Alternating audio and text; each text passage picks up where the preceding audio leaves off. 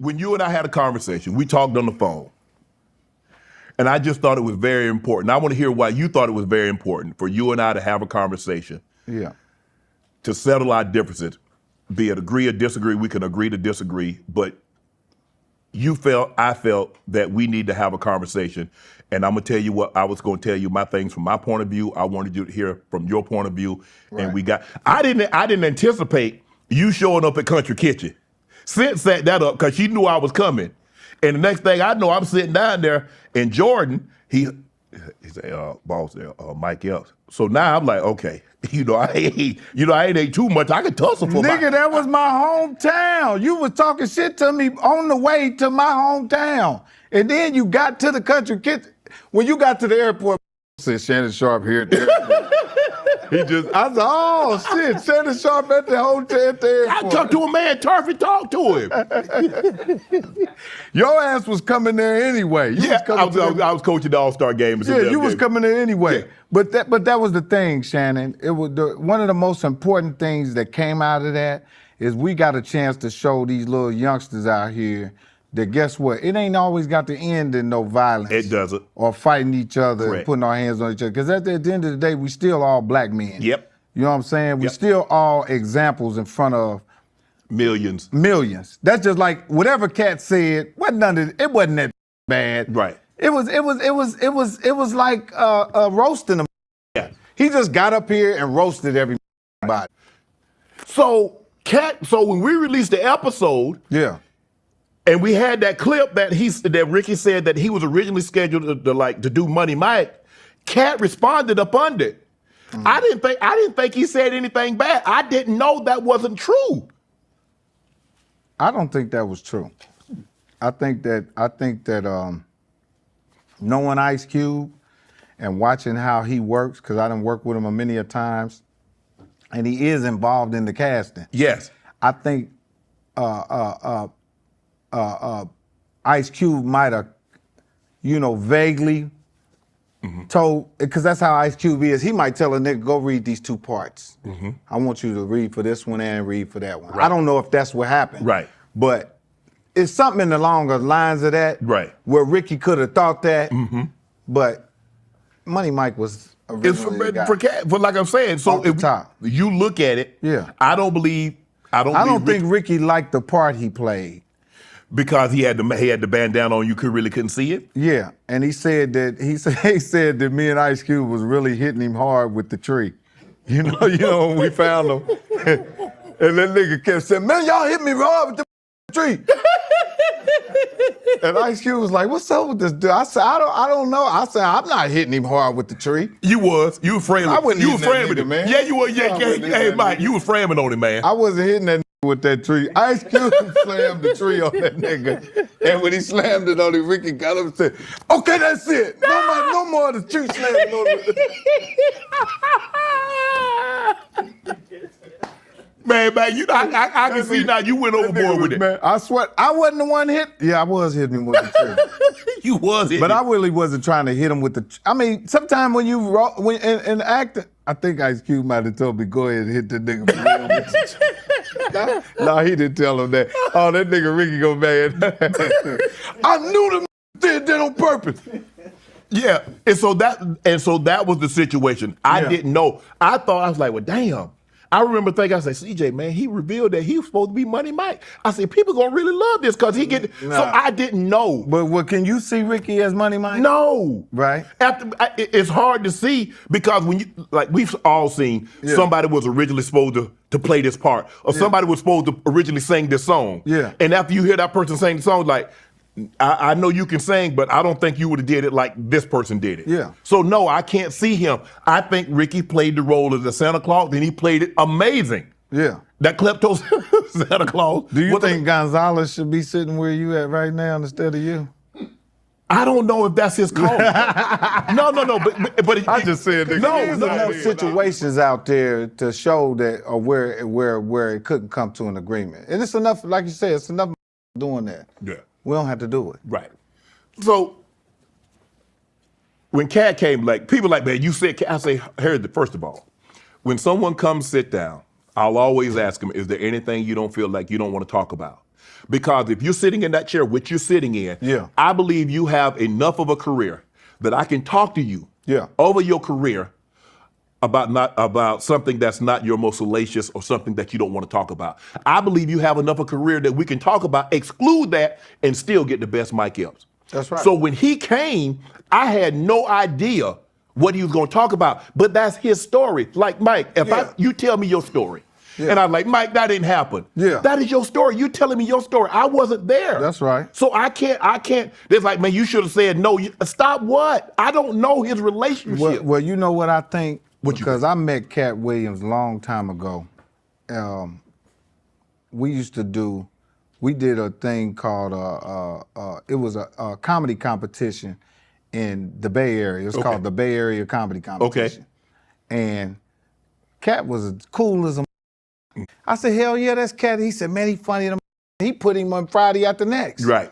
So you knew him prior to Friday After Next? hell yeah. Okay. From like I said, the Bay Area Comedy. I thought he was from Oakland. And then he did the Bay Area Comedy Competition, and I knew him from there. But he was always a cool, calm, funny dude to me. I never seen all of the crazy shit that happened. But I can honestly say this right here. I really think that coming up in this business when you're young as a comic, you could probably relate to it in sports.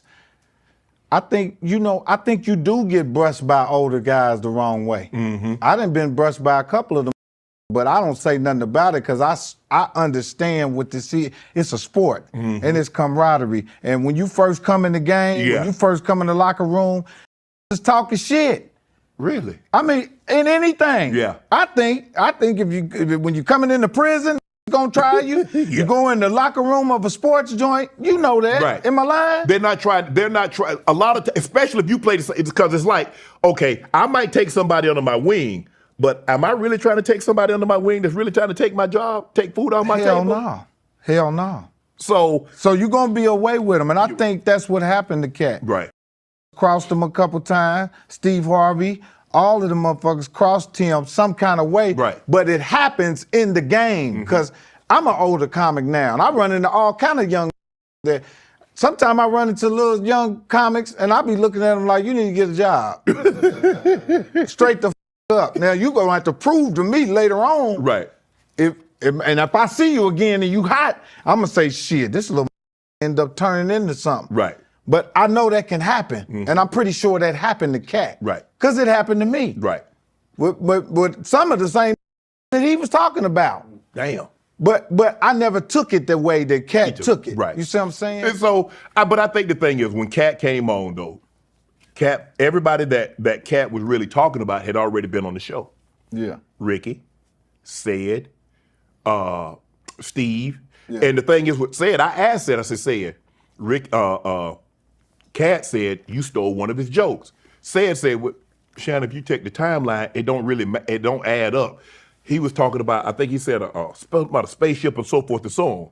So here come Cat again. I was like, Cat, I don't know, but I ain't heard that joke. You know joke, you in the comedy club. Yeah, so you know people joke. Yeah, but you know what? Just looking at what he was doing, the went and turned the check into it.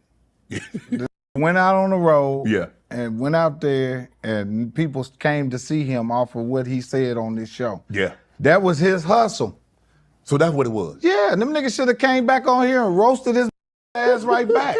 They said all kind of shit, but you know what I'm saying? Everybody's different. I don't think they them type of dudes. Right. You know what I'm saying? But he should have came on here and roasted them back. You mentioned that you knew, you had known Cat from the Bay Area, so when you saw him on Friday After Next, were you surprised at how well he played that role? No, man. You got guys like me and Cat, certain guys in the business. You know, we come from we can reach back and grab certain things that. First of all, me and him from the Midwest. He from Cincinnati, I'm from Indiana, and you know we coming from a different perspective when it comes to acting and performing. But I wasn't surprised because I knew, you know, Cat been around some shit. He done seen some shit. So, you know, when it come down to this acting thing and this comedy thing, if you don't have that background and that history, it's gonna show up in your work. You know what I'm saying? It's gonna limit you on your jokes. It's gonna limit you on your creativity. So, no, that was a perfect role for Cat. I was going to ask you because you were on the Friday After Next with Ricky Smiley. Right. I had Ricky Smiley on the show, and it was great. Ricky was unbelievable. He's one of my favorite guests. Right. He divulged some information that I didn't know. Right. He said that he was originally cast to play Money Mike. Cat asked me, I said, Cat, how am I supposed to know? I wasn't on the set. I gotta take, if you were to say, Sharp. That's not true. Check this out. If you were to say Sharp, I was originally scheduled to play Damon. Yeah. I gotta believe that because you were there. How would I know that's not true? That everything that you said that I wanted to show, look. But just because we disagree, that doesn't mean we have to fight. We have to get out here because at the end of the day, ain't no other group doing that but us. You're right. Were you gifted Tupac's jewelry from All Eyes on Me cover? Yeah. How you get that?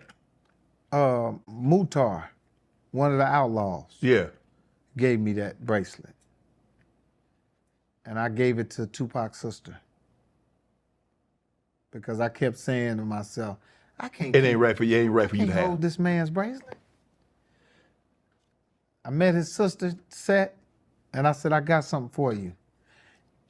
And I gave her that, and somebody gave me the original picture of him and Suge sitting in that car, the photographer did. And I gave them to her, and I said, if I would have passed, I would have loved that somebody was real and gave my sister my bracelet. You know? Wow. That was the realest thing I could have did, man. You know what I mean? Yeah. It blew her mind, too. She was like, oh, my God. Wow. Yeah. I got to give you that bracelet. Yeah. I'm going to show you. Yeah. We ain't got to do that, bro. Let's go ahead and get this money. But that's where we come from. You know, we grew up in neighborhoods fighting, man. That's what black kids did. Yeah. We grew up fighting each other. You know what I mean? And hey, man, unfortunately, that's what it is. But and like you said, as adults, we have to make sure that we understand. We passed that stage now. That's right. So, but I'm glad that we got an opportunity. But do you feel it's an obligation? Because everybody refer to me as, they call you the OG. Yeah. Do you feel like we have an obligation to our community to show that there's a better way outside of violence to handle the difference? We do. We all are responsible for the youngsters out here because they watching us. Yes. You know, and if you are somebody that the kids are watching, whatever you do, they gonna do it. Yep. And sometimes you can't even see your influence. You doing some shit you don't even know somebody's copying you. Nope. So we are responsible for that. And that's the hardest part about coming from where we come from is that a lot of us don't want to take the responsibility because we so used to being. I'm who I am. Yeah, I'm who I am. Yeah. No matter what age. Now you gray and you old doing the shit and you look stupid as a. Right. If you think about it, think about everything you see these NFL players do. When they start doing all this stuff like this, what the college kids do? What the high school kids do? They start doing it. Steph Curry hit a three and do this right here. What they doing in college? Yeah. So you are influential, whether you choose to be or not. Right. And I think you should take responsibility because all the positive that comes along with it, you're so accepting of it. The money, the fame, the attention, the adulation that comes along with it. Right. So I think we do have an obligation, Mike, to put our best foot forward. We do. To make sure that the ones that are watching us say, you know what, man, Sharp and Mike had a disagreement. But I like the way they settled that, man. I like they got together and they say, you know what, man, I understand. I might not agree with what you said or how you said it, but I understand you being a comedian, you said it. Bro, let's dap this thing up. Let's move on. Yeah, because it's cold in motherfucker. Yeah. Nigga got this motherfucker on jail, on hospital in this motherfucker, man. Took that from when me and Kevin Hart had a little problem. Yeah. Is Kevin was a dude that came right up under me. Right. You see what I'm saying? And he blew up and he got famous and he got rich and they wasn't no longer talking about Mike Epps. But before Kevin came along, they was talking, I had this shit locked down. Right. I did. I was out on the road, but I didn't know that other part of the business, which was business. Business. You know, I got in show business and all I was good at was the show part of it. Cause I didn't grow up under business. And all I could speak for was really my work, which in later on in life, that shit ended up helping me because I did good work. And I didn't get the big accolades, but I did good work. But Kevin Hart knew how to do that show and that business. So he was able to get in there, and then I had to end up learning from him. Damn. That's how that shit worked. Yeah. The old learn from the new learn from the old. And I didn't understand that. So I took it to heart. You know, I took that shit to heart. I was looking at him like, shit, this is a little dude that came up under me that opened up for me. That sometimes I put money in his pocket. And he don't remember, but a couple times I've seen him and he kind of brushed me the wrong way. And see, people do that shit sometimes, especially if you get some success. Sometimes if you get some success and you hot and a person see you and you don't respond to them or act a certain way with them, especially if they are OG to you, they'll take that shit to heart and all. This motherfucker think he better than me, you know? That's how that shit ended up happening. And I told him that when I seen him, I said, you know what? You actually end up putting fire under me. That's what it ended up actually doing. It put fire under me because at the time, man, I was settled in whatever the I was settled in. I needed some young to come along that was hot and the people was loving them and looking at me like, what you gonna do? You know? That shit hurt, but at the end of the day, I'm like, okay, you know what? I know what I got to do. I got to stick it to them. So I just went back to my regular roots, to who I really was and how I started comedy, you know. And that shit helped me, propelled me to keep going and stop looking at the new, stop looking at the old, and just focus on what you got. Cause there's only one Mike Epps. Ain't gonna be no other Mike Epps. Only one Mike Epps. Go do Mike Epps, and you're gonna get whatever you get from that. And once I focused in on that, I was able to breathe and I'd be free and not look at the young coming up or the old. So in other words, a lot of what Cat was talking about, that some people rubbed him the wrong way. Some rubbed you the wrong way. You just didn't take it the way Cat did. Right. And voiced it. Because you could, but you're like, you know what? Let me leave well enough alone. I'm eating, I'm okay. Yeah, and that's a testimony to believing in yourself and believing in your art.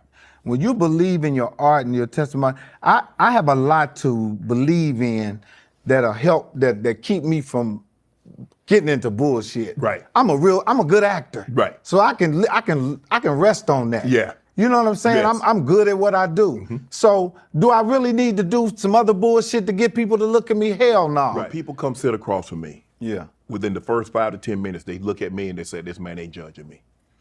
Whatever I've done or haven't done, I don't look at somebody with judgmental eyes. And so they're willing to open up to me because I don't have any judgment. That's good. And I think that's the thing that people love about me.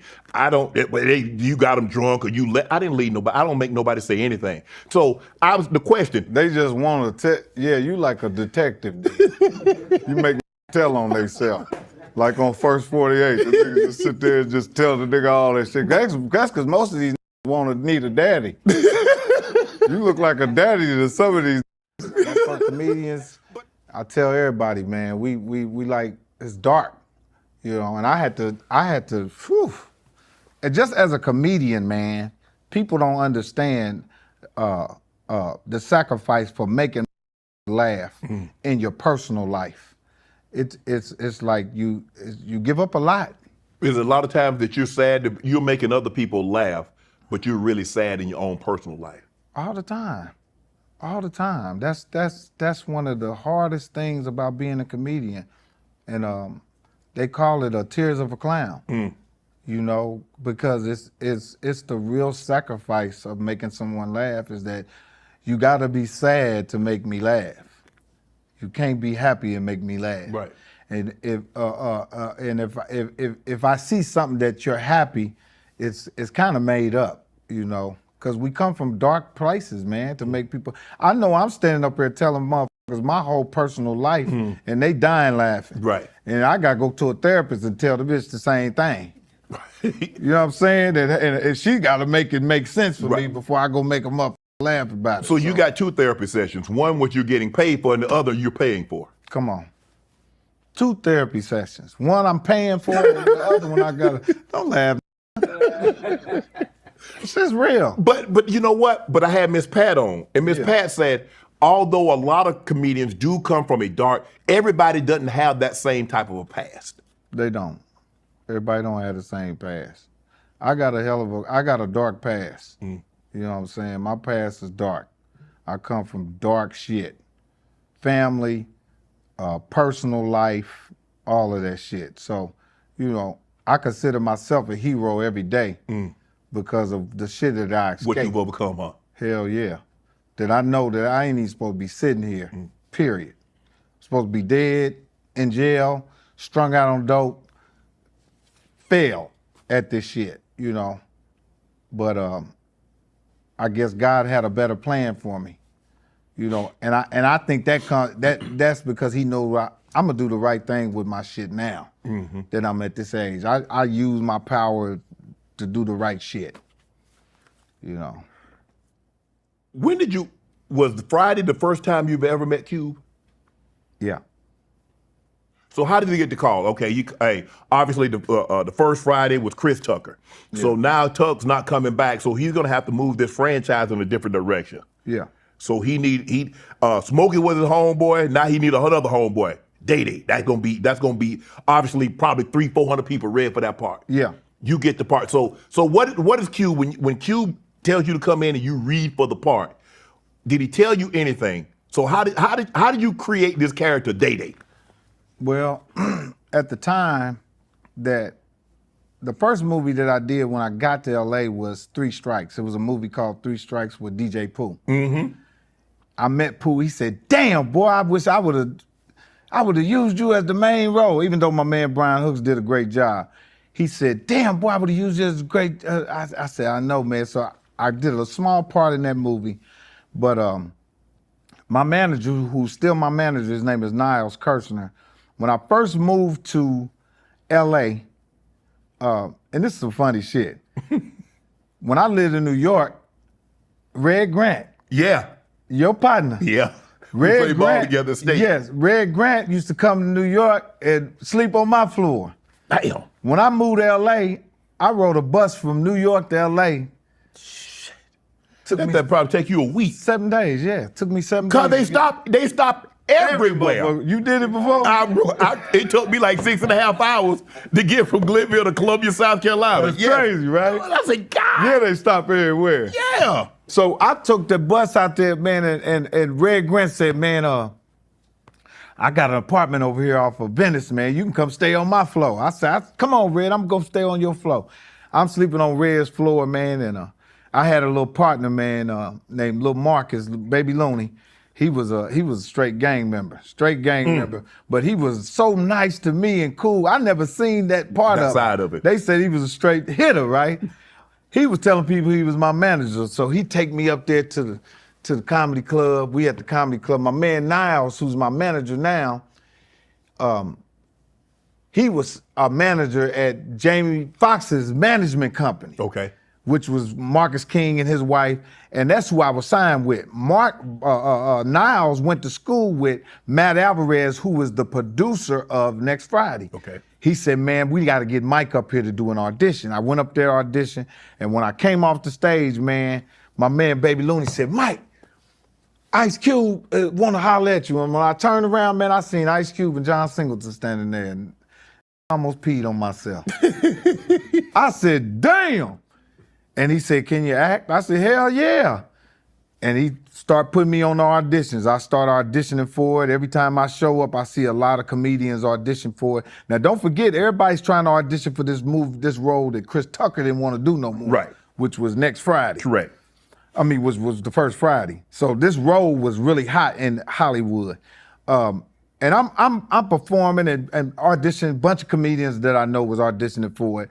Every time I audition for Ice Cube, when I'm done, he look at me and go like this. So I'm like, okay, I got this. So I'm thinking in my head, okay, I got this motherfucker. Make a long story short, unfortunately, my little homie that was bringing me to the auditions, man, little Baby Looney, he got killed. Got murdered up on Sunset, man. I'm talking about a beautiful young brother, man, but was in the streets, wasn't no joke. good little guy, right? Gets killed.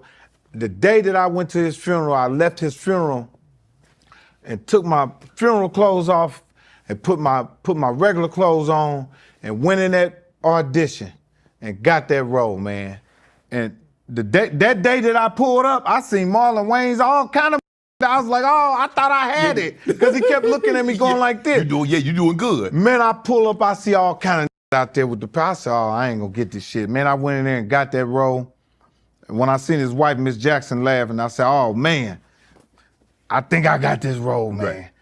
You know, and I got that role. I called my mom. I said, what you want? She said, buy me a washer and dryer. I said, I'm gonna buy you a house. She said, no, you gonna f my Social Security up. Because I get $700 a month. You know, I get $700 a month. Okay, but what'd you do? What is it about Cube that he loves comedians? Chris Tucker, he had John Witherspoon, he had D.C. Curry, he had Bernie Mac. He had all those guys. He had A.J. Johnson, Jamie Foxx. What is it about Cube? With comedians. And comedians in his movies. I don't think Cube has ever really been in a movie. Obviously, you know, the XXX stuff. No, he did. Yeah, he did a few. But I get what you're saying. Johnson Family Vacation and all that other stuff. Let me say this about Cube. As long as I've been a fan of Ice Cube since 1989 NWA. NWA. He's always had, if you listen to his music, always had a comedic sense to his music. Mm-hmm. Once Upon a Time in the Projects, you know, I mean, on and on and on. And I think that he's a comedian in his own right, you know, so he knows how to work with comedians. He knows how to be the straight man. He knows how to be that guy that'll play off of you and let you get your shit off. Yeah. Like he did for me and Cat and all the rest of us. Everybody that Cube touched on the comedic side, gold. Now, on the other hand, you have to have it to bring it too. Mm-hmm. You know, I tell people all the time, man, Cube put me on.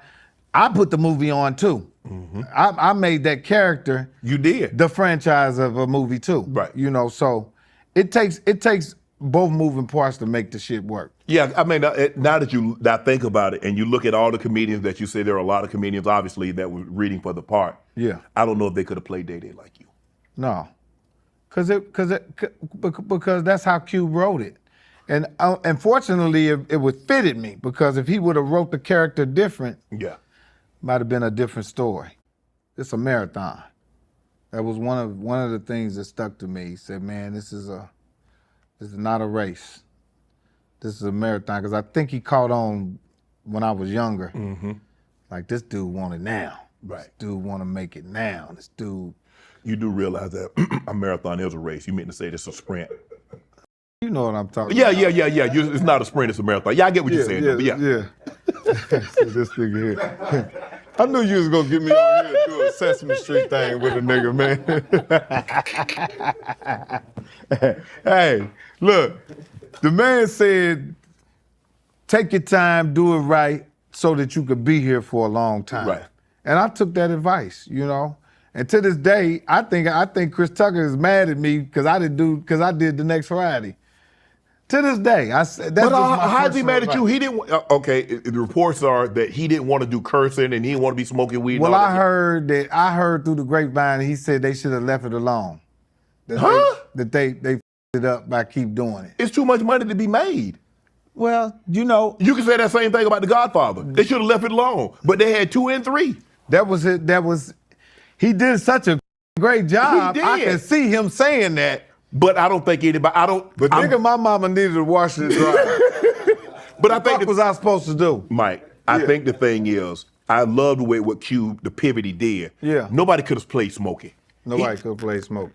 He had to do a whole different character, a whole different way of doing it. Nobody could have played it. And see, that's what I thought I was about to come and play Smokey. Mm-hmm. But I fooled him. And I'll never forget the first day I did that, when I was on the set and they said action. And when they said cut, I'm not bullshitting. John Witherspoon was sitting there looking at me like this. And the set was silent. It was quiet. Cause they was waiting on me to bring it. They like, nigga, you better bring this shit. And I was nervous. I went up there and told Cube, I said, man, they ain't laughing. You know what Cube said? it ain't time for him to laugh. I said, okay. He said, I'll let you know when it's time to go there. Yeah. Go there. And by the time it was time for me to go there, and I came down the stairs and said, why y'all let the fat bitch jump on me? It was over with. They was laughing. I said, I'm gone now. And that, so that was pretty much the layout, Shannon, But as great as Cube has been to a lot of people complain about the pay.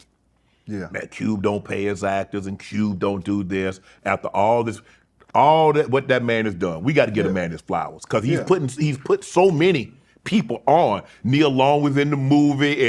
But see, his pay is different. And if you want to ask somebody, if you want to compare to what somebody gave you for one movie, and it was your breakout movie or your first movie, you ain't in no $300 million budget movie. You ain't in that yet.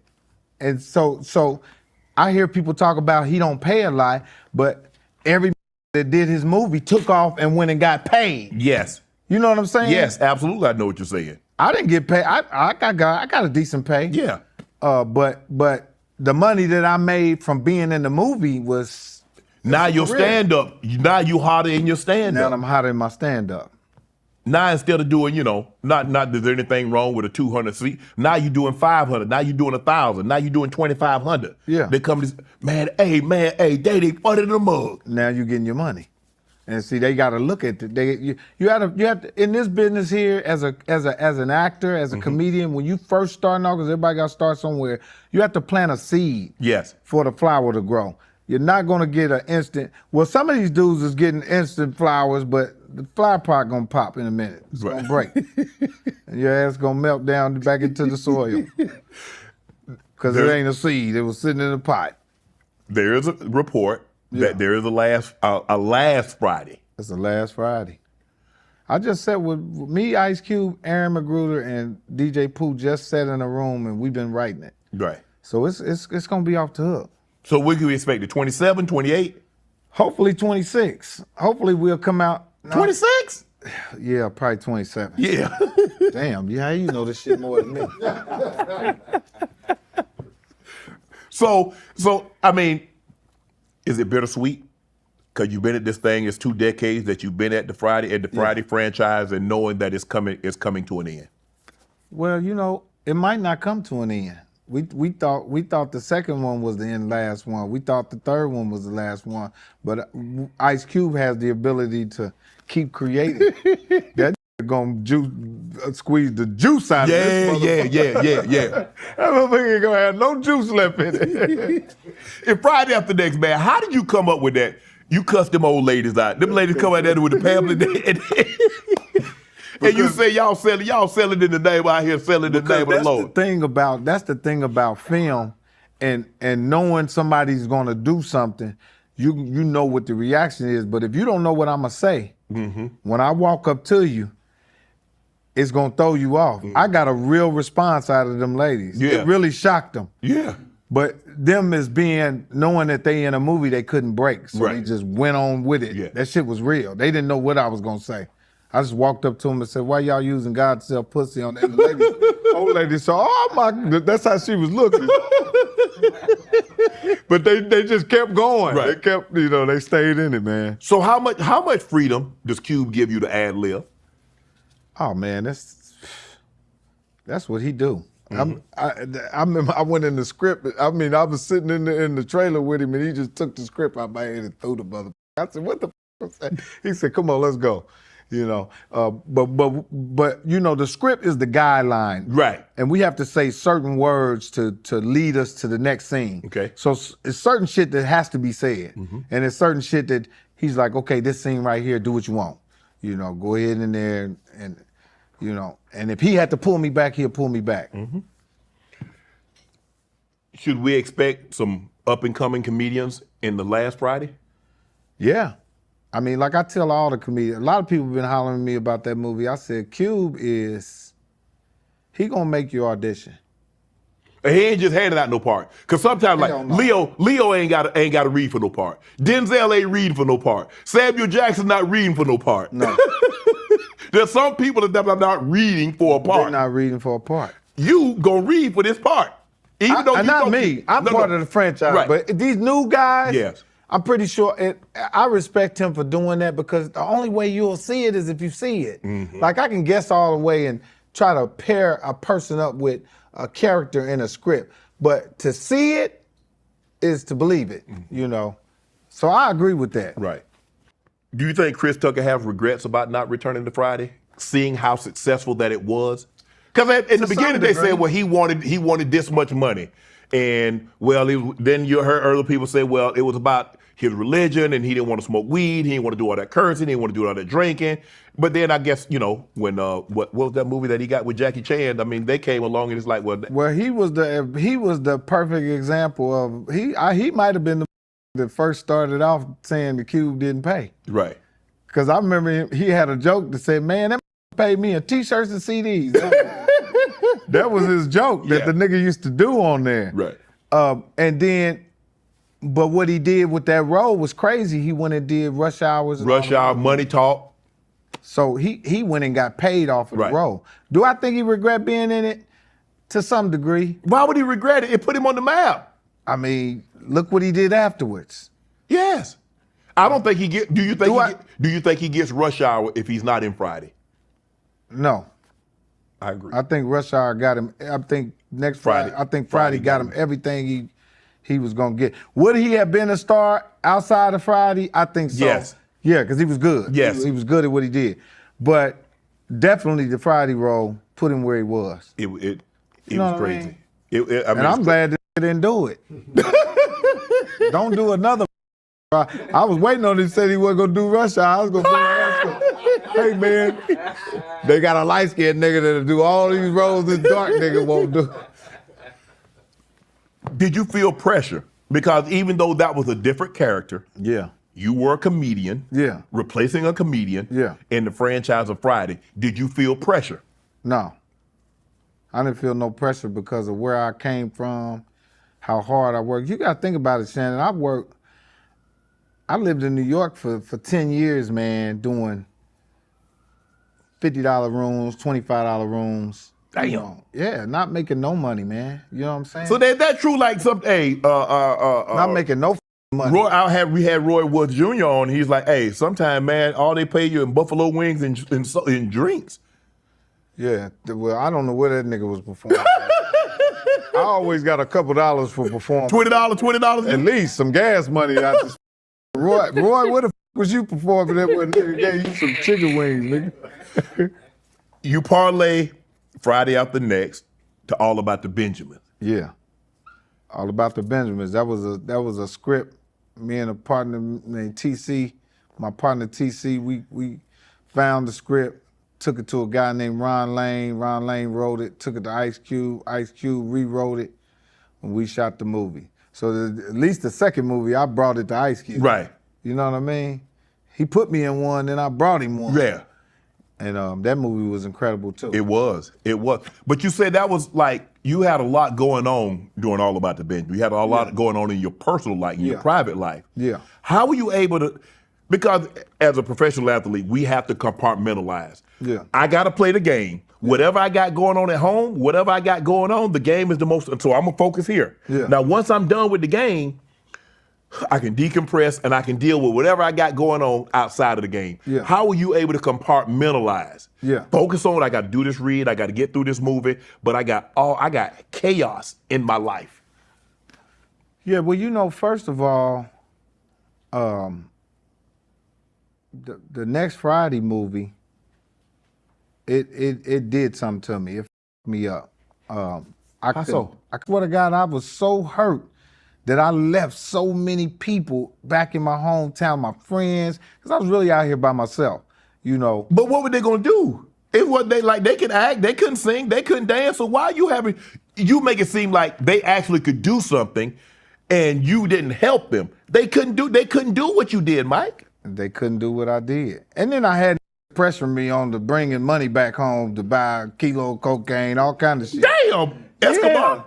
Yeah, because you got to think about it. I came from the street. Yes. I came straight out of jail and started doing comedy. I was in the street, and I wasn't successful at it, you know. And that shit followed me, man. You know? I mean, for a long time, I would come back home, man, it was niggas still talking about I owe them money. And I'm like, shit, I can't pay no old ass 20-year-old debt with you with no, man, I tried to buy my friends. I tried to buy my family. I couldn't buy none of them.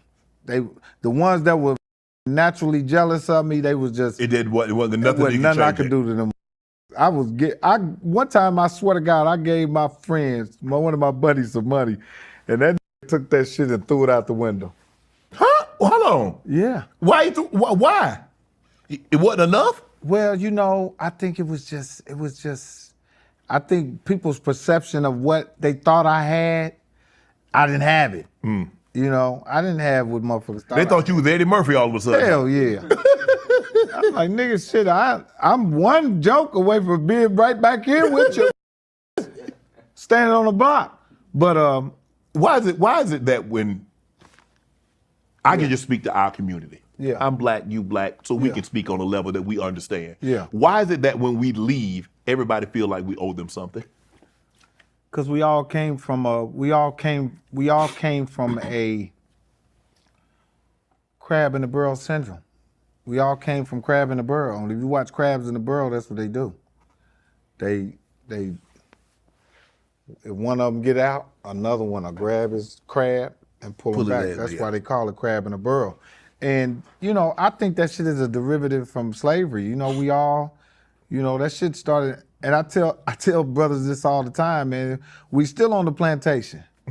We just got clothes, we got more money and stuff like that. But if you think about back in slavery, that shit was real. If you seen a brother standing up there with an outfit on in Master's house, you had light skin, you worked inside. You had dark skin, you was outside. Yeah, how can I get in? Yeah. How can I get down? How can I be a part of this? So that shit is real prevalent. It's still right now. And that's what these dudes don't realize. It's like, if one brother makes it in this business, he don't understand that he's the guy that they use to make all the other brothers rise to the top. He's the guy. He's the center guy. He's the template of what we are.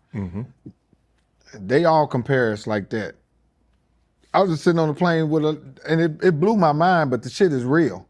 I was sitting on the plane with an older white lady, and people were speaking to her. She said, "Who are you?" I said, "Chris Brown." And she believed that shit. She said, "Oh, I can't believe I'm sitting here with you."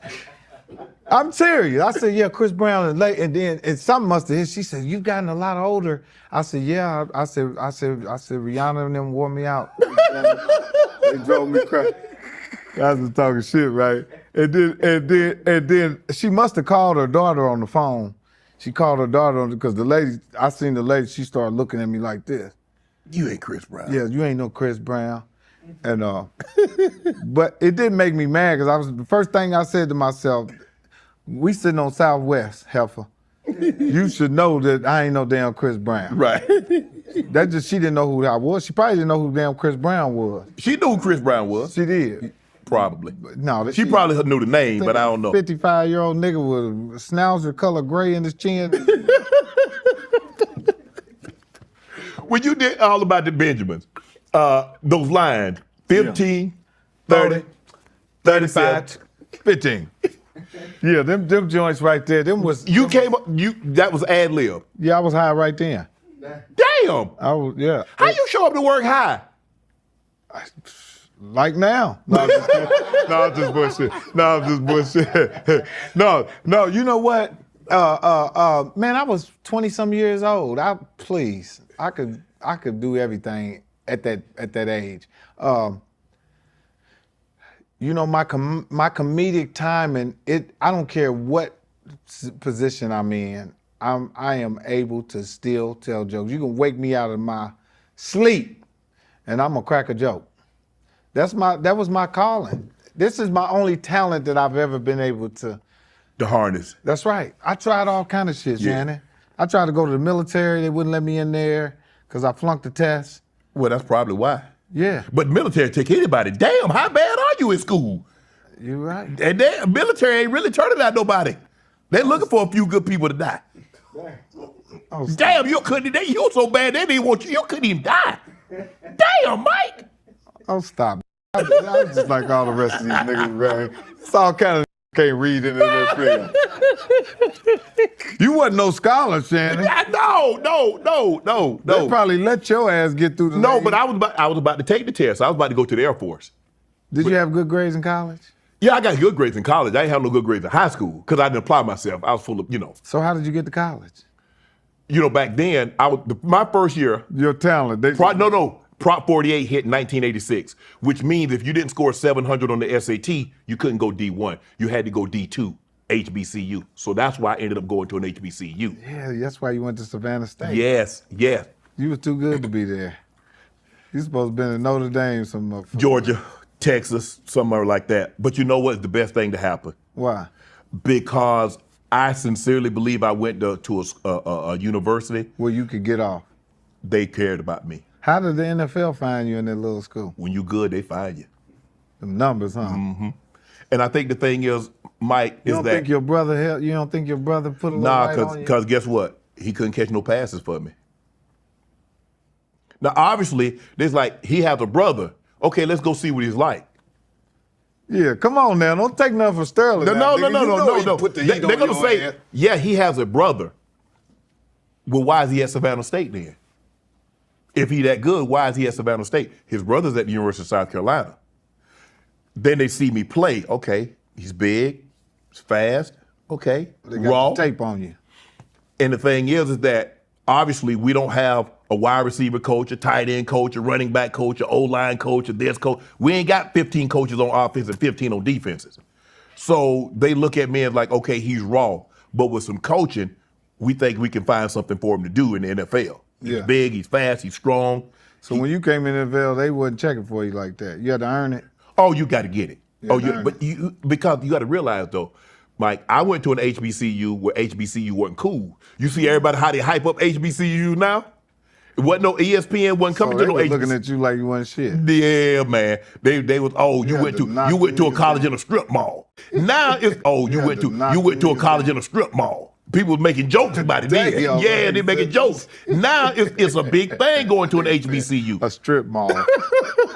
Damn. Hold on. Was Lil' Kim supposed to be in All About the Benjamins? She auditioned for it. Damn.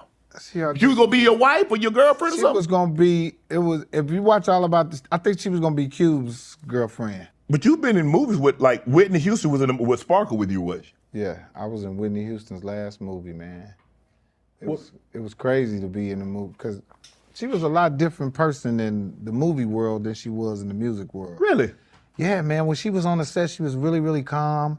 She was really cool, and she was really serious. Right.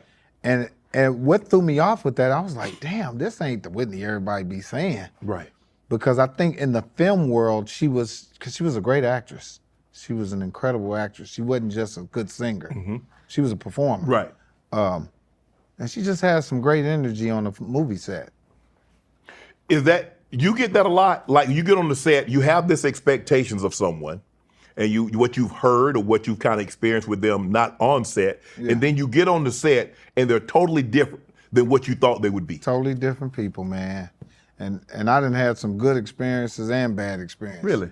I mean, sometimes, they got a saying is sometimes you don't want to meet your heroes, because they're not going to be who you think they are.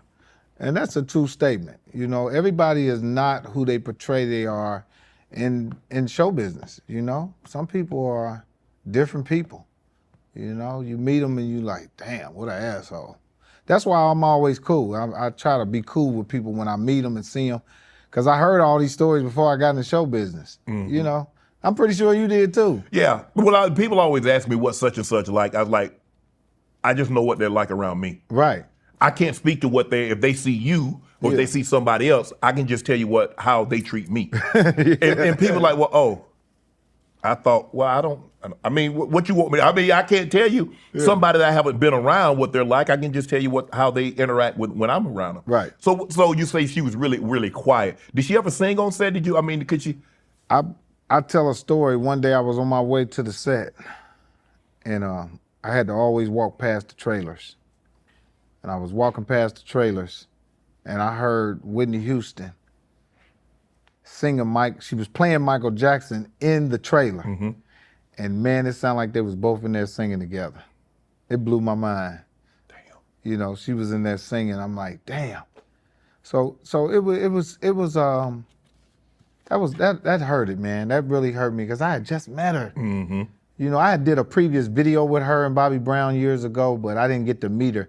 This was the first time that I got to meet her. Mm-hmm. And oh man, she was such a beautiful person. You think somebody could beat Whitney in a versus battle? Hell no. Hell no. I doubt it. Shit. But you was also on the set with Beyonce in Fighting Temptations. I did a movie with Beyonce and fighting. I did actually work with Beyonce on the Apollo. When I first did Showtime at the Apollo, Destiny Child was on the show. Really? Yeah. Damn. And I seen them before they became who they were, man. Did you know they were going to become that? You know what? I was so nervous from doing that show. I didn't even pay attention to them. And then later on, I was like, damn, that's the girl. That's them. Yeah. On 125th. You look at Beyonce Fighting Temptations. She was in, I think, Dreamgirls with Eddie Murphy. She was in the Austin Powers, one of the Austin Powers. Yeah. Are you surprised she's not doing any more acting? And then she's kind of focused on a music career and raising a family? No, you know, the acting world is something you gotta want to do. Yeah. That's some shit that's. I think she scratched that itch and. Yeah, acting is it's different. It's some shit you gotta want to do. So I can imagine a movie that's gonna be 120 minutes or 150 minutes. I can just imagine. Yeah, it's a process. It's different, and it's different than performing on stage. Yeah. And when you performing on stage as a performer, whether you're a comedian, an actress, or a singer, you got control. That's your shit. Yeah. The acting, you sitting in the trailer waiting on them to literally call you and say, okay, it's your turn. Yep. 5 minutes. 5 minutes. 10 minutes. Sometimes you sit in the trailer and they come home and tell you can go home. Yep. Yep. It's different. It's a different hustle. So we go to rap for the day. What you mean rap for the day? I've been here all day. We can finish this today. Welcome to the movie world. Someone that we had on the show that I know you're familiar with, Monique. Yeah. I love Mo. I love Monique too. She Welcome Home Roscoe Jenkins, 3 Strikes, Bessie. Yeah. People have this perception of Mo because what they heard. Yeah. You've been around her in a more intimate setting on set, been around her a lot, probably been on tour with her. Yeah. What's Mo like? Family. You know what I'm saying? One of them cousins or one of them aunties that don't bite her tongue. Nope. Gonna say how she feel. Yeah. But sweet, man. Monique, good people, man. Me and Monique, we did a comedy festival up in Montreal called Just for Laughs. Mm-hmm. And I didn't have no ride back home. And Monique and her mother and her brother, I rode all the way back to the States with them. Damn. Yeah, I rode all the way back to the States with them. She is a very motherly person. Yeah. Because off camera, Brother Shannon. Yeah. You know I'm praying for you. Off camera, huh? Yeah. Oh, Brother Shannon, I'm praying for you. Yeah. Hey. But see, she's another one. See, that's what I'm saying. In this business right here, people cross people in paths. People do shit and little shit like, like if we sitting under a table, right? Yeah. Say this is a table. Right. We at the dinner table, and nobody can see me doing this to you. And you just jump and say, you kick my mother. Now, from everybody else's appearance, they like, you overreacted. You're crazy. Yeah. But that's what happens in this business. Wow. People nudge people the wrong way. And they pretend like ain't nothing happened. And you're supposed to take it and deal with it because it's me. Yeah. I'm the one, it's me now. You want to work now. Yeah. You want to be around here. So don't even say nothing about what I did that might have offended you. So if you don't bring it to me, guess what? I'm going to go publicly and talk about every motherfucking body in the business. And I think that, man, I'm telling you, that shit happens to everybody. Damn. And if you don't address it to nobody, because what happens is when you get home and you're sitting around, you're like, that. You know what I'm saying? That's some bullshit. And you're really upset because you didn't check them right then. Right. So you go on a platform and just blast it. Being in The Hangover, Yeah. I ask a lot of people, and some people like, hey, an audience is an audience, a funny joke is a funny joke. Yeah. But is there a difference between a black audience and a white audience? Yeah. Hell yeah. Money. Craft service, shit. You can see a whole bunch of differences. Shit. No, but seriously. So Yeah. so when you go on stage, let's just say for the sake of argument, Yeah. you in Harlem Yeah. and you got 5,000 people and they're Yeah. black. Yeah. Now you go to Oklahoma Yeah. and you got 5,000. You got to tell different jokes. You do. You do. You actually have to tell a different joke every time you go in front of any audience. Really? Yeah. Every audience is different. And black people celebrate different than white people. Yeah.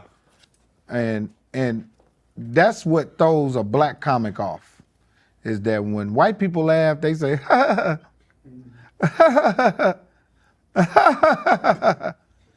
Black people, see what I'm saying? Niggas hit each other out there. Yeah, that's us. Yes.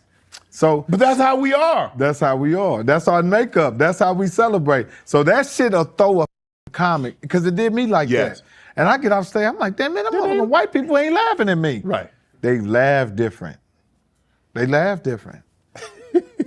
And that's like Dave Chappelle and them, they know how to do that shit. Man, They know how to master that. And see, my whole thing with I don't think white people trust me 100%. I mean, your background, I mean, you did, do some. But even if it don't even know that, I guess they can see the arrest. Yeah, but you got little beady eyes. Hey, but you know what? That's the real truth. I said, guess what? Your success, it spans off of the trust, and white people, they let me in their house. I ain't gonna take nothing out of there. This time. No, back in the day I would. Had all their VCRs and TVs up at the front. Because that's how niggas used to do when they break your house. They bring everything to the front of the door and just set it there. Go make a bologna sandwich in the people's house and all that. You've been on sitcoms. One on network television, Uncle Buck. Yeah. And now you're in the final season of the Upshaws. I love the Upshaw. Thanks, Creature, man. my favorite. Thanks, man. Creature be tearing you up, man. Hilarious, man. Creature be tearing you up, man. I ain't gonna even hold you on that one. Is there a difference? Do you have to, because like Netflix versus ABC, is there a difference in performing and how you do it on like a streaming platform versus Yeah. a network television? Yeah, the streaming platform, you're able to be yourself more. Okay. I've always looked at network television as a commercial. Okay. It's a commercial for you to show who you are and to do other things, to ride in the parade on CBS, get other commercials Right. and stuff, because it's a commercial network. Right. It's a sale network.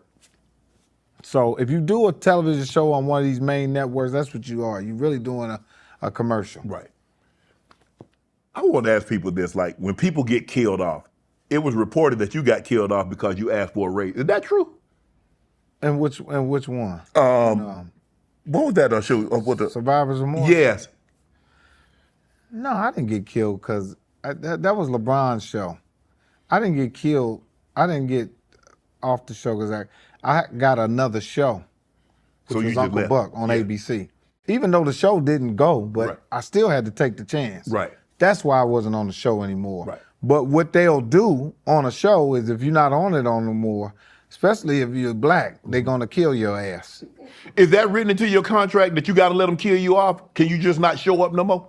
No, they're gonna kill you without asking if you want to die or not. They're gonna get rid of your ass. The dude Michael Melly asked me that shit. The director, how do you want to die? I said, huh? we killing you on the show, so let me know how you want to die. I said, oh yeah, make it a car accident. Damn. That's how they do. How did the Upshaws come about?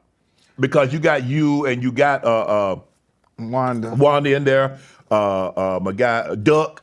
Duck, Kim Fields. Yeah. Regina. You know, yeah, that's all I do is create, man, and You spend a lot of time doing that, huh? yeah, that's all I do is think of different scenarios, think of different television shows, movie ideas, and I take them. And when I write, I'm always writing casting at the same time. Mm-hmm. I'm writing with this person in mind. You know what I mean? So when it's time to pitch it, it matches. So I called Wanda. I said, man, I gotta. First I called Wanda. She ain't called me back. I said, oh, this is some bullshit. You know, I start saying all kind of crazy shit. You know how you say some crazy shit. Then she called back. I felt bad as hell. I said, oh, Wanda done went Hollywood on her. She don't want to call me back. Yeah, I know she think I'm a Def Comedy Jam. Hello, Wanda? And I pitched her the idea, and she loved it, man. We went to Netflix, sold it, went for 6 years. Wow. We in our final year, man. And it was great to do, man. It really was. The kids got old on us. Yeah. You know. You said something very interesting. You said you always got these ideas in your head and you're always writing. Can you sleep at night? Because it doesn't seem like you can turn your mind off. No, not at all. I've been having sleep apnea my whole life. Because, you know, like I said, Shannon. You mean insomnia? Yeah, my insomnia, but Sleep apnea is like you start yeah. breathing for an intermittent period of time. yeah. Shut up, nigga. You know. Here we go with this shit right here. Go again. I have sleep apnea also. You know? I do. I have insomnia also. The inability to sleep at night, you know, you stay Which awake. one I got? Insomnia. Sleep apnea is like you stop breathing for a period of time. Oh no, nigga, I'm breathing. At Oh, you have to get that I might machine. not know it. Shit. I might have to watch somebody watch me sleep. Yes. Now. Yes. So right? Yes. Somebody told you that shit, right? Well, I did. I took the sleep test. That's And what I need to do. I stopped breathing for up to like 90 seconds at a time, which is not good. So I got fitted. I'm going to get the machine next week. Wow. I'm sitting there talking to a nigga that don't breathe. Like, I've always had it as a kid. Even like when I'm just sitting around, my sister used to always, boy, breathe. Stop I holding think your that's breath. just a human thing. People hold their breath and Yeah. don't know it. But you can't hold your breath. You go meet your maker. You hold your breath at night because you. You're right. You're right. So you out of here. But I find that ironic. It's People hard that are to really sleep. creative. Yeah. And you say like you're constantly writing and you're constantly thinking. Yeah. It's hard. It's hard for me to turn my mind off. It is, because you're thinking about the next move. You are. And you work, and don't forget, Shannon, from where we come from childhood, we are always in survival mode. Yep. In our mind. Yep. That's crazy, ain't Yep. It is. it? Even if you successful. Bills paid, everything done, still surviving in your head. You are. Still trying to not fall, Never. still trying to win. I'm never like Shannon. You I mean, you don't. Cause I don't. Cause that's the way we were brought up. Yeah, surviving, trying to win. Shit. Of all the characters that you played, what's your favorite character?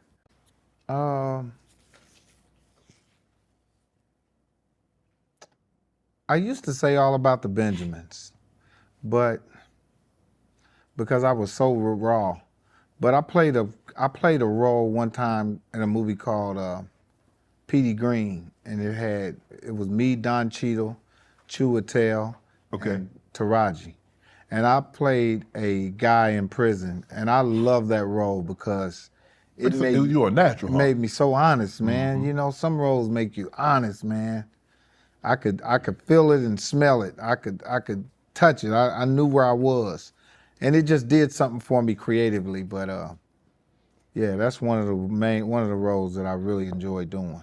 Do people want you when they see you? Do they want you to be funny all the time? Hell yeah, they want me to be funny, and sometimes I'm not. I tell people sometimes all the time, not all the time, but for the most part, I'm a nice guy. But I do tell people, get the fuck out of my face.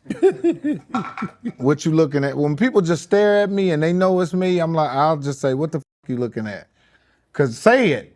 Just say, yeah, I might. say, ask me if my Mike Epps. Are you Mike Epps? You know what I'll say? You know the I am Mike Epps. Why would you just sit there? I hate when they do that. Just They might not be really sure. and just They don't know, Mike. Man. It could be someone else. I'll be standing somewhere and a motherfucker say, man, are you Mike Epps? And I'll just do that. I'll just say, no, I'm not Mike Epps. And they'll say, stop playing. I'll say, well, motherfucker, yeah, well, stop asking me that. That shit bothers me right there. Why? Because I feel like they playing with me. It's like, you know I'm Mike Epps. I say, hey, Mike Epps, can I have an autograph? Don't sit there and just stare at me and do this shit. Because it make me do it back. I be looking at motherfuckers like this.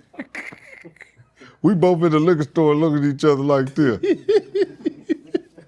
Sometimes say, are you Mike Epps? And I say, yeah. And they'll say something else. They'll say, no, you're not. No, they'll say, you look too old, or you look. It's like, it's like you asked me that to say something up. You. What's the hardest thing to learn as an actor? The hardest thing to learn as an actor is your lines. Did you take acting classes, or you just? Nope. I have went to some acting classes. Shit didn't work. That shit felt like school again. I'm like, oh. Yeah, you know, you ain't do well in school, I ain't Mike. do good in school. I'm out. I'm out of here. So, I lived enough life to know how to act. Right. You know what I mean? And I learned a long time ago as a kid, if somebody's watching you talk to somebody, that's the camera. So do you ever look at that person that's watching you? No. No. You keep talking. talk. Like me and you talking and say, man, you know that We ain't looking motherfucker- at the camera yet. Yeah, the camera over there. Yeah. You know what I'm saying? Right. So that's helped me learn how to not look at the camera. But I wouldn't say that I'm A-list actor, but I can, You can hold your own. That's I all. can hold my own. For what they, And I haven't had the opportunities to show a person that Yeah. yet. You know? what they ask you to do. Yeah. They're not asking you to be Oscar. They're asking you to be Mike Epps, Yeah. which is funny, Yeah. which is hilarious, Yeah. and to deliver a line Yeah. on cue. Yeah. That's it. But I want to show people that I can really get into it. So you want to take on more serious roles. Yeah, I've done a lot though. I've done Death Wish with Bruce Willis, Acts of Violence. I've been in Vapaka with Forrest Whitaker. I've been in a lot of serious roles, you know, as a comic. And you know, It's hard though when you it's not a joke. And most comics, you ain't gonna hear their name is in no actor lineups. right. Like when it's time to cast, they're not calling them. No. But they'll call me, and you know, I'll get at least a shot at it. Right. Yeah. Have you ever been embarrassed? Have you ever forgot your line? Hell yeah. Damn, Mike. Hell yeah. All the time. All the time. It's not easy, you know? Mike, Yeah. you got 6 months. They send you the script. They say, okay, Mike, you got the part. So before they start shooting, you got months to remember. Your mind can play a game on you right in the moment of acting. You can really your mind can freeze up where you can't remember what you were supposed to say. Dead ass. When I did Hangover, John Goodman, they had a big ass truck, a trailer, with the trailer up, and they had a big ass TV screen with his lines on it for him to remember. And in the middle of the scene, he'd be like, yeah, God damn it. He was doing that. He couldn't even remember that shit on the thing. Damn. And that's John Goodman. We done seen him in a million movies. Yeah. But it just go to show you that the way the brain works when you're trying to memorize. The memory it can be tricky, you know? Man, I got new respect now when I see Denzel doing all that with that training day. Oh, Denzel's one of the coldest that ever did it. Oh, for sure. But you could tell that he becomes the character He so does. well that the words come Like he's like nothing. like him and Malcolm X. I still don't know how he didn't win the Oscar he for was that. cold in They that pulled the shit. caca on that one. Yeah. He did a good job on the training day too. Oh, training day. I liked him better than Hurricane. Training Day. Oh yeah, he was cold. Devil in blue dress. Inside man. Yeah, he was cold. And he was if you watch them movies, because I've studied the movies and I'm a big fan of his. Yeah. Still see Denzel the whole time. But the way he take on those characters, Robert McCall, the Equalizer. Oh, he just become him. Did you see? You ever see the movie Biko when he played Bantu Stephen Biko? I never seen that. You Cold. gotta see that. Yeah, see, that's one of the movies I didn't see. He unbelievable. Yeah, about what there's was much going on in respect for that apartheid dude, South man. Africa. Yep. Is there a role you auditioned for that you didn't get? Or a role you turned down you wish you hadn't? Yeah, I turned down the movie called Fool's Gold. It had Matthew McConaughey in it. Kevin Hart did it. Yeah. Damn. I should have did it. I don't know if that would have made a difference, but it was roles like that. There's all kind of roles I shouldn't have never turned down none. I wasn't in a position to turn down no roles because I was just starting. Right. There was another movie with Eddie Griffin and this other guy. Damn, I forget the name. What was the name of that movie, TC? Eddie Griffin and the guy with the big eyes. Chris Kattan? No, it was And they had a dog. They was running. They was running around the city. That was my role, man. And huh? double take. Double take. Double take. And I turned the role down. I turned the role down. Why you do that? I was tripping. I was in my mind. I thought I was deserved something better. You know. Sometimes you can get tricked off of success. Like if you get successful, You trick yourself or you allow other people to trick you? I trick myself. I trick my. Sometimes you can get a little too fancy in your head about your success and start demanding more than what you're supposed to get. Damn. And end up up what you had in front of you. Shit. What is selling out? We hear that a lot. Yeah. Oh, he sold out. Yeah. No, I got the cat interview. I sold out. Yeah. You probably heard that you sold out because You and Cat sold out on that episode. You niggas sold out arenas and sold out shows. That nigga sold. You sold out. No, you know what though? Quincy Jones said something important. He said, "You got to have something to sell." damn. Ain't that the You truth? can't sell out if you ain't got nothing to sell. I like You know that. what I mean? I like that. It's the real talk because at the end of the day, you know, who's gonna turn down an opportunity to make money to send their kids to college and have a good life? Yes. You know, and I think there's levels of compromising that you have to value. You know, I don't think one should compromise themselves for something that makes them uncomfortable for money. Yeah, I agree. But hey, who's gonna turn down an opportunity to work with white people in order to send their kids to college and have a good life? I'm not. No. You know Nor what should I mean? Yeah. And I used to have peer pressure around my own people about being racist. I used to be racist about white people and didn't notice it until I was around. I'm like, damn, I'm only racist around black people. Right. And when black people ain't around, I'm white. I act white with my white friends. Yeah. So how unfair is that? If black people were sitting in the tree and see me reacting with my neighbor, they would be like, that's a sellout. Yeah. But you only seen it because you was in my tree. Stay your ass out my tree and you won't see me being nice to white people. I need you to tell. Because you've been, you've been a comedian for 30 years. You've been in Hollywood for damn near as long. Yeah. What's a gatekeeper? A gatekeeper And is, are there such a thing? Yeah, a gatekeeper is a nigga at the gate that know if you get in there, you might take his job. We talked about this earlier. You might take his job. The people who are the people that are to be might see you and give you better opportunities than the next one. Right. And if I'm a guy, black guy, making money for a company who's dishing out a lot of money, and you bring my name up in an office, in a room, and I say, you won't be making money. It's just that simple. You believe they out there? What? Hell yeah. I'm the guy. I make money. Mm-hmm. I make money for your company, and you another black guy. And they bring your name up and they say, what about Shannon Sharp? And you sure you want to deal with that? You're not making no money, Shannon. Until they catch this nigga doing something he ain't got no business doing. And then they gonna come back. Yeah, they'll come back. Oh, Shannon. Yeah.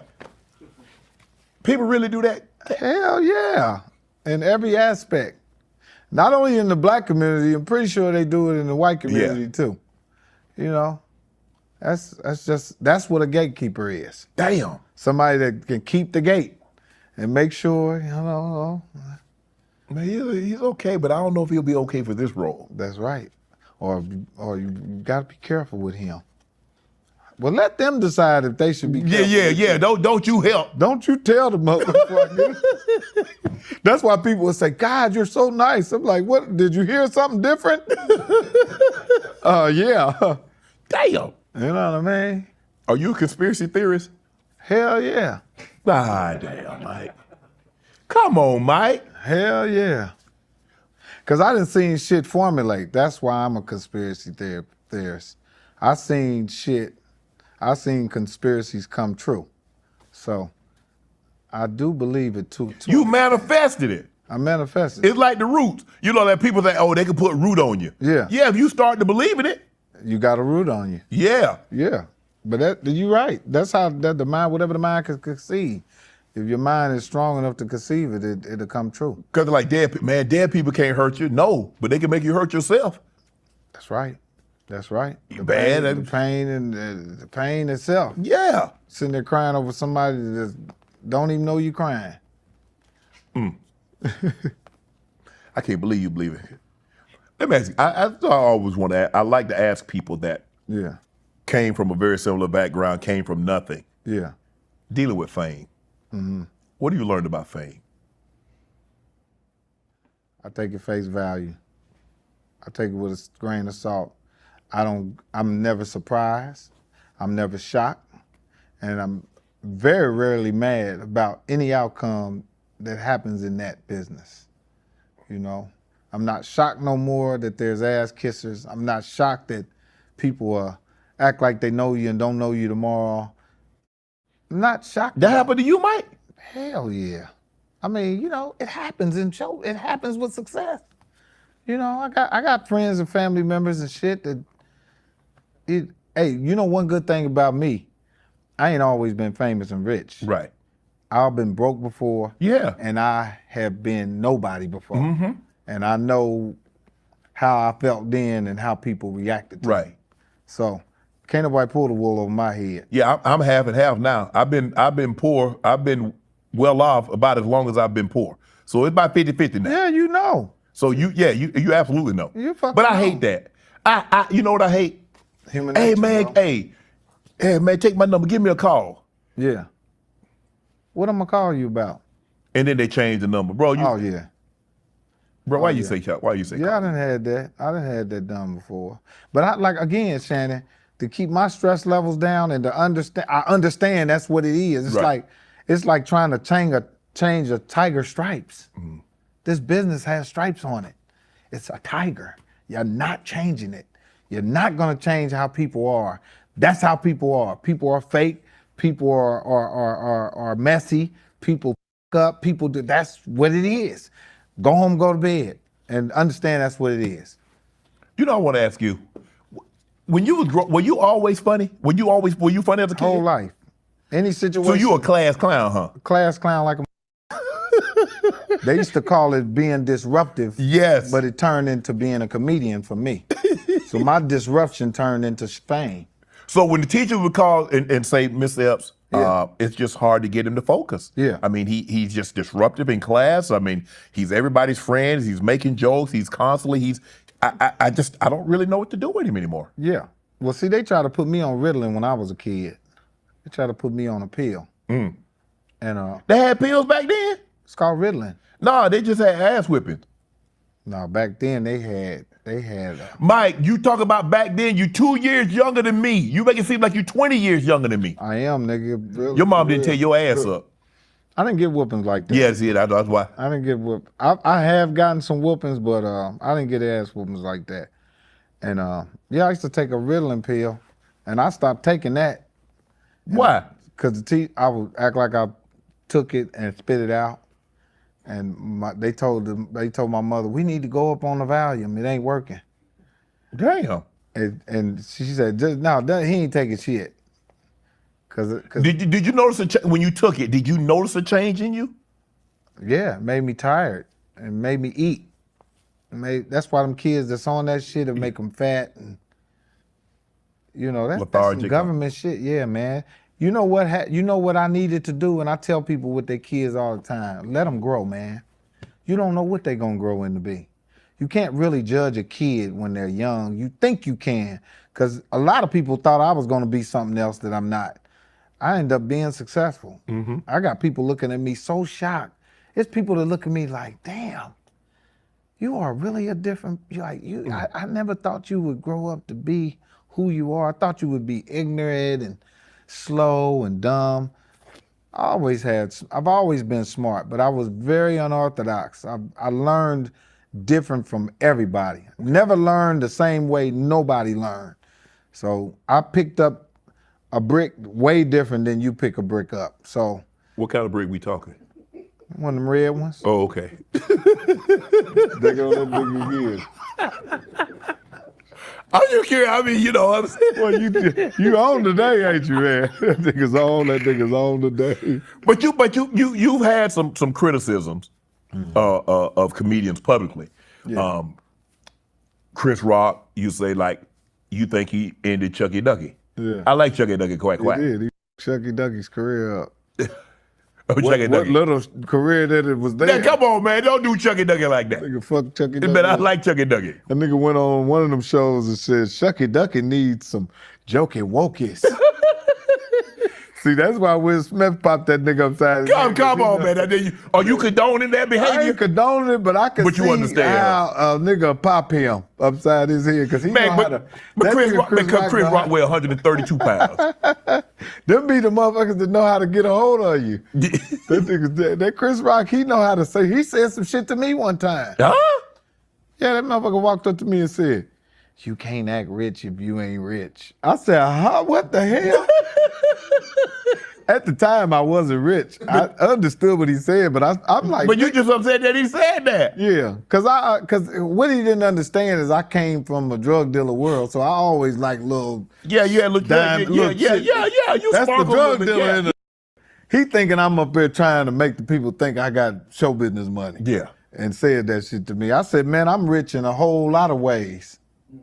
Damn. Ferret looking ass. I know how I Come feel on, about man. being rich. But I'm try to get Chris Rock on the show. You gonna play, but I can't get him. That scared that somebody gonna pop him up. He's scared you gonna reach over here and pop. Now that we're on Chris Rock, when you saw that, Yeah. did you think it was real? No. I didn't either. I'm like, damn. That was.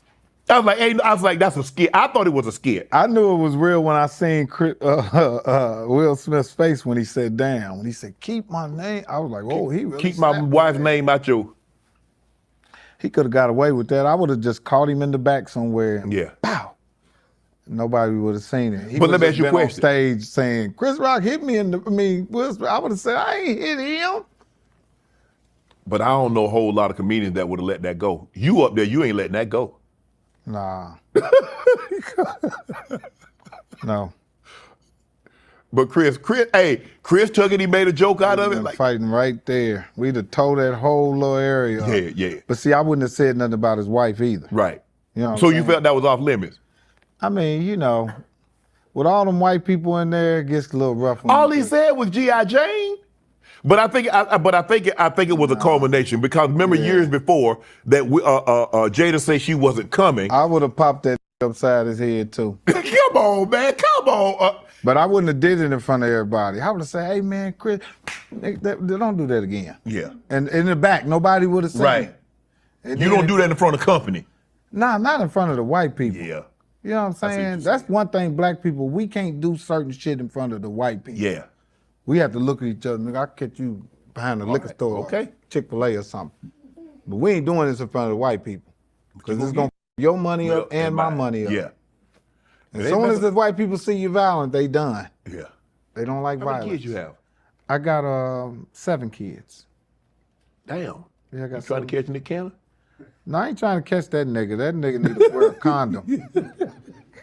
Nick Cannon is on a moxicillin at this point. So how old is the oldest? 36. The youngest? 4.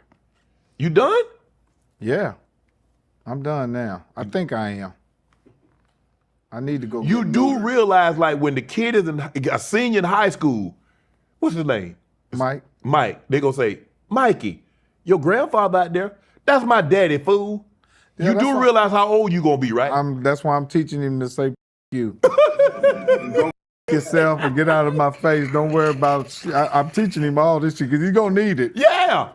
Don't worry about what the I'm doing. That's the one I've been teaching him. Yeah. Don't worry about what the I'm doing. He's gonna need that one. But that's why I still try to go to the gym because I see guys right now in their 70s that look really, really good, black men. We don't all have to grow and be old and brittle.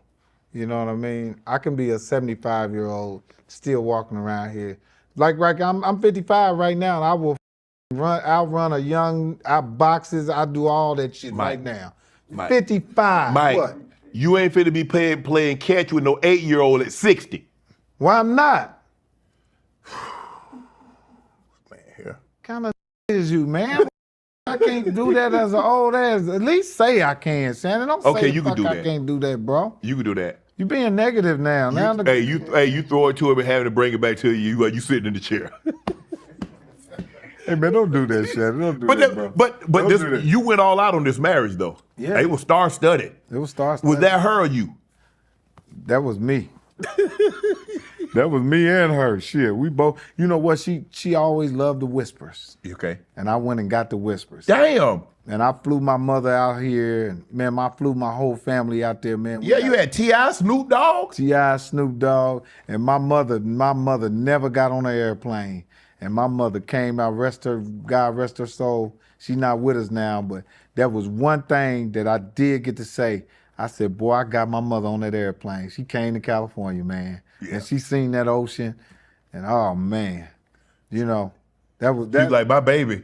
My baby did this. My baby did it. She got on that plane. She came to LA and seen me. Right. Yeah. So, what type of dad are you? Because like you said, you say you cool with your dad, but are you raising your kids kind of like how your mom and dad raised you, or are you like, well, yeah? Well, I've been a different dad through the years. Okay. Unfortunately, my oldest daughter didn't get the best of me because I was too young and I didn't know what I knew. And I feel so bad about that. And I see my baby sometime and I wish I could pay her back, but I can't because I just wasn't in that place in my life. But my newer kids, I'm able to do the things that I wish I could have done with my oldest child, so. You didn't know. You could only I didn't know, man. I really didn't. And if I could go back and repatch that, I would do it 100 times,